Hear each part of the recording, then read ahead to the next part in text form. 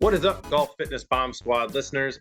I'm your host, Chris Finn, and I'm excited today to wrap up this four-part series that we have going on, talking about the Core 4 transfer training principles.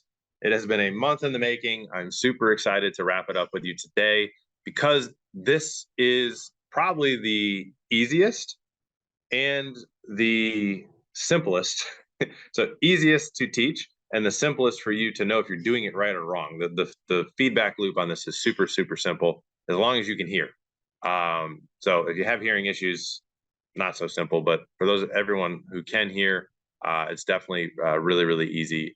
And once you get the feel of this once, you will be able to, we see people pick this up quicker probably than any other drill that we look at. So if you're new to this series, to this four-part series we've been doing, please go back every other episode. So each of the last 3 Fridays, that's when we've released these on our Friday shorts. We've kind of taken a deep dive into each of the first 3 transfer training principles. As I've mentioned on each of those 4 episodes, I'd always like to review the prerequisites, right? So this is a college course. There are prereqs. Number 1, you need to make sure that you have the rotary mobility, particularly in your hips, your thoracic spine, and your shoulders. We have the home assessment. Link is below. It's free. Just check yourself, please, so that you don't hurt yourself. Where they say, check yourself before you wreck yourself, right? We don't want you getting hurt. So make sure you have the requisite mobility to be able to be successful at these transfer training drills. Number 2, make sure you have the strength in your lower body to do so. All in that assessment too, less than 5 minutes, and it's free, guys. Please just do it so you don't hurt yourselves. But let's jump into it, right? So then we went, you pass all those, we're saying, right? So week 1, we talked about the weight shift and how important that is, and the weight shift board you could use as a drill to make sure that you're actually weight shifting to your lead side, a lot of times before that backswing is even finished. Number 2 was the hips leading the transition, not your upper body. We talked about the band wrapped around your hip, resisting that movement so you really get that kinesthetic training and that feel with an external feedback loop. Then we talked, the third principle was the X factor stretch, right? Then we talked about the difference between X factor and X factor stretch, and the need that you cannot create X factor stretch if you don't have weight shift and your hips don't lead the transition. So if you have those first 2, number 3 is a lot easier to figure out. We talked about the disassociation drill that you can do if you do struggle with the X factor stretch. All right, so now let's get to today, which is speed out front. Okay, so this is a little bit more of a technical training or transfer training drill. You do this one with the actual club, right? So you're gonna act, and it's, you can do the weight shift, the hip leading the transition, all those you can do with a golf club in your hand, right? Speed out front, literally, there's no other implement than just you and the golf club, and then listening. Now you can use the golf club. The other thing that a lot of people will use is like an alignment rod, alignment stick, because that makes a great whoosh sound when you swing it.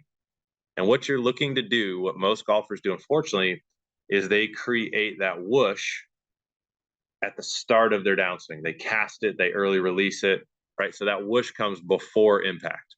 We actually don't want to hear any whooshing until impact and after, right? And that is the feeling of speed out front, in front of the ball, in front of impact.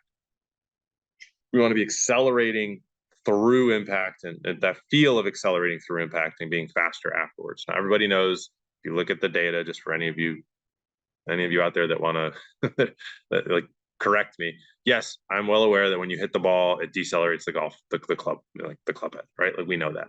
This is a training principle where we're trying to create that speed. So this is a dry swing. You're not hitting an actual golf ball in this drill. We're trying to actually create that speed out front. So that whoosh is that whoosh. When you swing that alignment rod, should be happening like impact and after, or as close to after. The later the better, if that makes sense. You don't want to hear it early on before your lead arm even gets back to parallel, and then it just kind of continues through. You really don't want to hear it until impact, or as close to impact as possible. That's going to tell you that you're obviously the lag, and you're creating those wrist angles. Now, really hard to accomplish if you don't do number 1, weight shift, if you don't do number 2, hips lead the transition, and if you don't do number 3, have X factor stretch. Okay, that's why they're in this order, right? This isn't random. Hopefully, if you've been listening to any of these 80 plus episodes, you know that nothing that we do is random. It is all, there's a method to the madness. There's research behind it. We've seen it work. We don't put anything out here, to the public until we've tested it, a lot. And we want to make sure it's repeatable, and we're confident that if we're giving it to you, number one, if we're giving it to you, it's going to be because we know it's the right thing for you. But in a case like this, like on the podcast, if you may be giving it to yourself, I want to make sure that you're informed on how to make the decision of, is this potentially for me, right? None of this is for you if you didn't pass the mobility and you don't have the strength. Okay, just like put this in the cabinet, save it till you have all that other stuff, and then come back to this. But if you do have good mobility, you do have good strength, this stuff can be game changers. This is a lot of times we'll see this with clients where we'll work with them for, I don't know, 10 weeks, it's basically 2 to 3 months. All mobility's passed, all the strength numbers are up, right? All the physical metrics that causationally we see drive clubhead speed improvements are there. And we say, hey, cool, there's no reason why this person shouldn't be up 3, 5, 6 miles an hour. And then we go and actually test, and they're like, sometimes maybe they might even be slower, right? And it's going to be because, a lot of times we'll see this, somebody who didn't have good hip mobility, let's say they just had bad rotary mobility to begin with, right? They don't know how to clear into their lead side. They don't know what a weight shift feels like. They've never had their hips lead transition for a very, very long time, right? So like they don't know what any of this is. So we have to teach them. We have to teach them the feels. It's a new movement pattern for them, right? So while they have a bigger engine, they haven't figured out how to get out of first gear. And that is what transfer training is. That's what these 4 principles are about. It's helping you get out of first gear. Once if you have a engine that you can get up to 100 miles an hour and you're stuck swinging 80, well, we want to teach you how to get to 100, right? We want to teach you how to handle, if your engine says, hey, I could swing 110, so 100 is very, very safe. Well, we want to get you to 100. Stop. We don't want you swinging freaking 85 miles an hour. That sucks, right? That's not fun. You got extra 15 miles an hour in the tank. Like, let's use that. That's 45 yards, right? So these 4 training principles are key and paramount to what we have learned on force plates. They're simple drills. By no means is this a one size fits all. These are what I would say one size fixes 80% of people. But there's always going to be nuances for every single person. There's other things that if you're coming in seeing us, one-on-one, that we're adding in here and there. But these are the 4 core principles.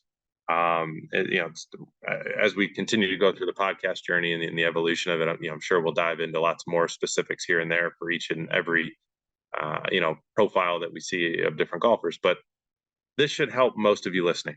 So please, if you haven't listened to all 4, go back, listen to all 4 of the episodes, crush these training principles in terms of your understanding of them, your knowledge of them, when to utilize them, but most importantly, when not to use them, right? Our number one goal here on the pod is to diffuse injuries and time bombs before they happen. If you are a ticking time bomb, meaning you don't pass the mobility, you don't have strength, maybe you're already swinging faster than what your body can handle, right? That's the other piece. We have the safe swing speed predictor, right? That we'll put the link to that. It's also free. We'll put the link in the show notes too. If any of those things are true, right? Please don't try these transfer training principles until you are able to have a buffer, meaning you're swinging 100, but your body can handle 110, right? You're in the safe zone. You're not going to get hurt. That is when we want to apply these transfer training principles. So go ahead, take those assessments, see where you're at. Hopefully this helps. This is a blast going through this. Definitely give me some feedback, guys. If you enjoyed the kind of 4-part training series, we can do more of these training series type episodes or series. They're a lot of fun for me.